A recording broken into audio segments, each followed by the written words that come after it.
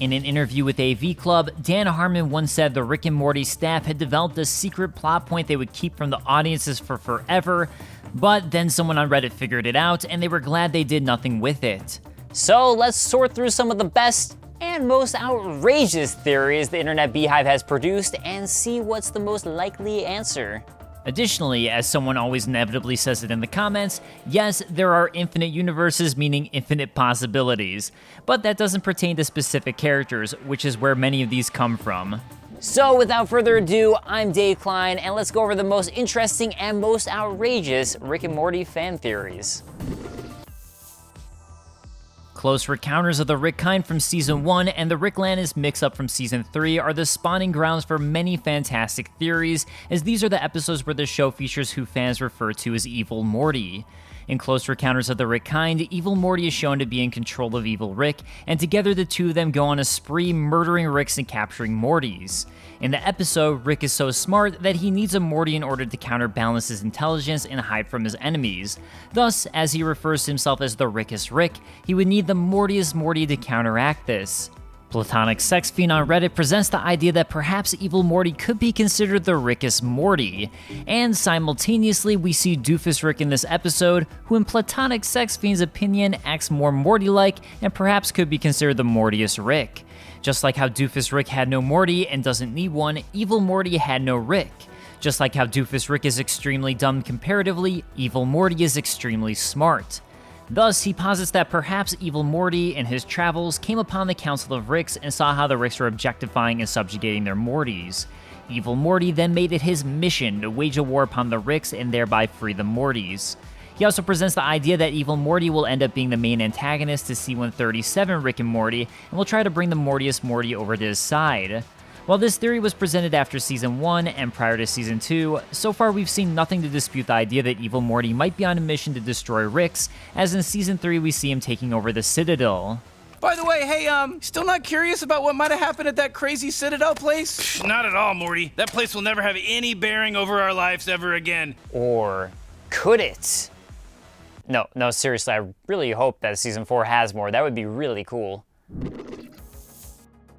While I'm on the topic of Evil Morty, let's talk about another theory, this time presented by Greenfingers559, and taking a look at the opening credits to Season 1. One of the very first things shown during every opening credit is a scene in which Rick and Morty are running away from monsters. Rick escapes through a portal and completely leaves Morty, who has tripped and fallen, behind to his fate.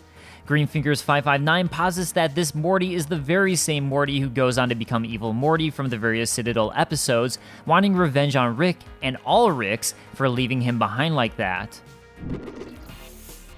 In a theory that's a possible candidate for the secret plotline Dan, Justin, and Ryan had in mind for the show, I Am Not a Cop, who's probably a cop, presents the idea that Rick knows he's on a TV show thanks to all the fourth wall breaking within the show.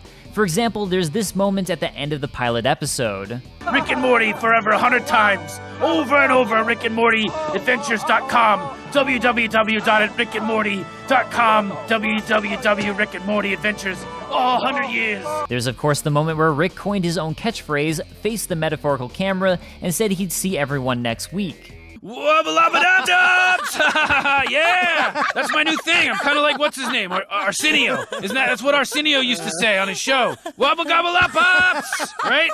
See you next week, everybody. I don't get it. There's the moments when Rick had to take them to another reality to escape completely destroying their own, and Rick mentions they can only do this a certain number of times, indicating this is due to audiences being annoyed with them. It's not like we can do this every week anyways. We get 3 or 4 more of these tops.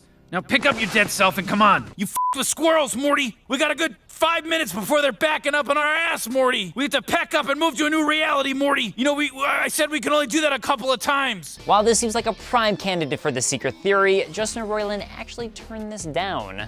I love stuff where, like, at the end of the episode, like, Rick's like, you know, remember back in the first act of the episode when you did this thing? You know, it's like it's just like, you know, it.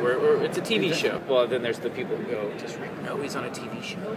Is this like some sort of master plan? But really, no, it's just us having fun and, like, being loose and allowing ourselves to do that kind of stuff. So apparently not, and it was just them trying to have fun with the show, but it's still fun to think about. This one comes from the YouTube channel The Save Point Guild. And I highly recommend watching their full video, The Secret of the Ticket, for their full breakdown and explanation. But basically, it goes like this. In Season 2's episode, Morty Night Run, Rick and Morty of Dimension C-137 receive a ticket at the beginning of the episode for their Jerry they leave at Jerry Barrie, ticket number 5126. We then see a cut for the intro and return to Rick and Morty who go about their shenanigans, with Rick loading his space vehicle up with some sort of crystals near the end of the episode.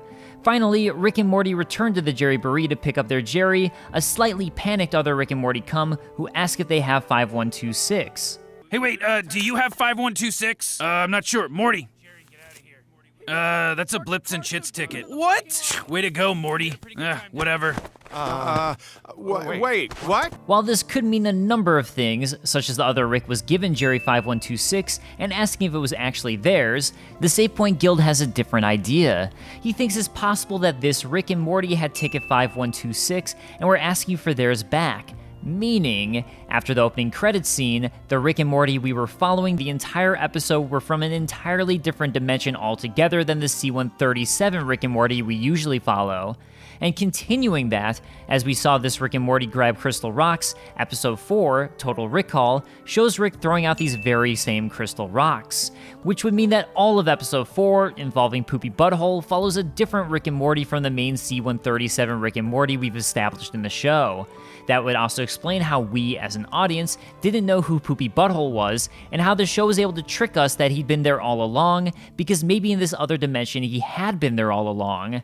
Due to this, the Save Point Guild suggests that unless it's specified we're watching Rick Sanchez of Dimension C-137, or there's a specific reference like the graves in the backyard, we could be following one of any of the infinite Ricks and Mortys in any given episode, and we don't know which one we're watching. And while all of this is incredibly intriguing and definitely possible, it's worth mentioning that on the commentary track for episode 2, Morty Night Run, Justin, Dan, and Ryan mentioned the ticket, but only in the sense that it's important because you don't know which Jerry they end up with, and the joke being just how little Rick cares.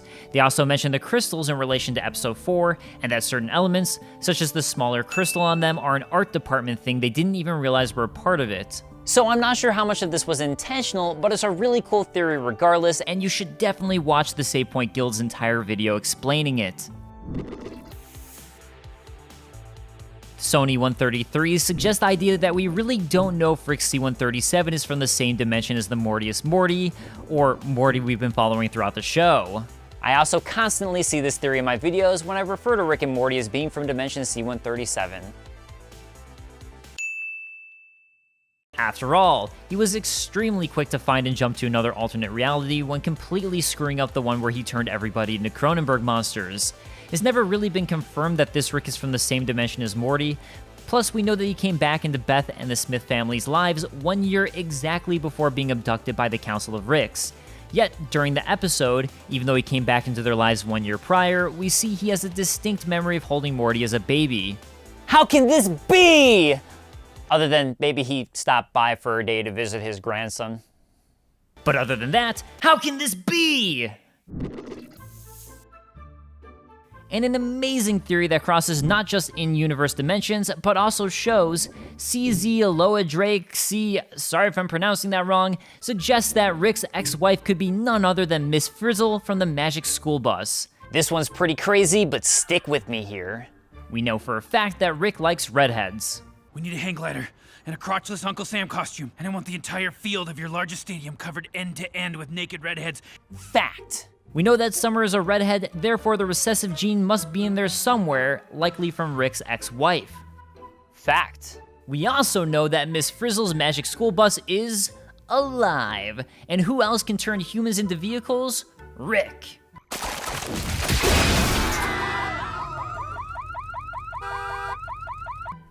Fact. And if you want further evidence, Miss Frizzle has used the Magic School Bus to explore inside the human body, and Rick Sanchez did create Anatomy Park. So, is this one accurate? Probably not, but it's still awesome to think about. At the end of Season 2, we discover Tammy, one of Summer's classmates from school, is a sleeper agent who has been working for the Galactic Federation against Rick. Prior to this, Tammy had left with Bird Person after attending Rick's party at the end of Season 1. But as Treadlocity noticed on Tumblr, Tammy was also one of the very first people to run up and befriend Summer after the Meeseeks gives his speech about how amazing she is in Meeseeks and Destroy. So what if the Meeseeks gave away Rick's position, and hence why Tammy planted herself at this point? Furthermore, going back to the pilot, as Rick's a notorious criminal to the Galactic Federation, it definitely seems likely someone would have recognized him, and thereby placed Morty with him, especially after they tried to escape. So, Tammy was placed at Morty's school and found her way into Rick's life via Summer. While it's certain this plotline didn't exist when the pilot was created, it still seems like a sound possibility. In the season 3 finale, Morty steals Rick's portal gun to help the family escape from Rick, and Rick comes at them with a gun in order to kill Jerry. Or was this the reason?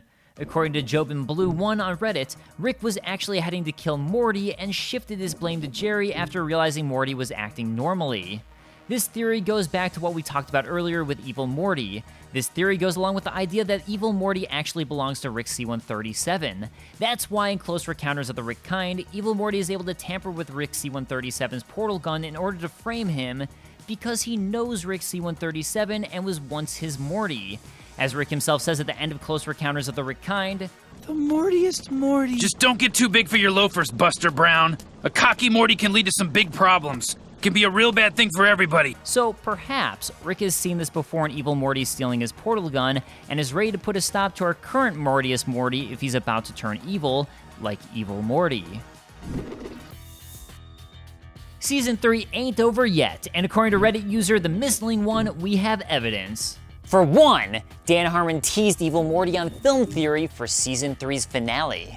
By the way, can we talk Evil Morty? Just wait until the end of the season, this Sunday at 11:30 p.m. on Adult Swim. For two, The post-credit scene involving Mr. Poopy Butthole has him talking about getting a great white beard. See ya for season 4 in like a really long time. I might even have a big white Santa Claus beard. Not only that, but apparently Adult Swim ordered 14 episodes for season 3, but we only got 10. Therefore, because we didn't see Evil Morty in the finale episode of season 3, or even Phoenix Person, Mr. Poopy Butthole was actually indicating there would be a special Christmas episode coming out because of his reference to having a big white Santa Claus beard. what's that? The theory is from a year ago. Christmas 2018 already passed, and Season 4 is coming out before Christmas 2019? Definitely a plausible theory. What is your favorite theory from Rick and Morty? Both of the ones I listed, and possibly one I might have missed. And more importantly, what are you most looking forward to in Season 4 of the show? Let us know in the comments below, and I'll see you guys next time. Peace.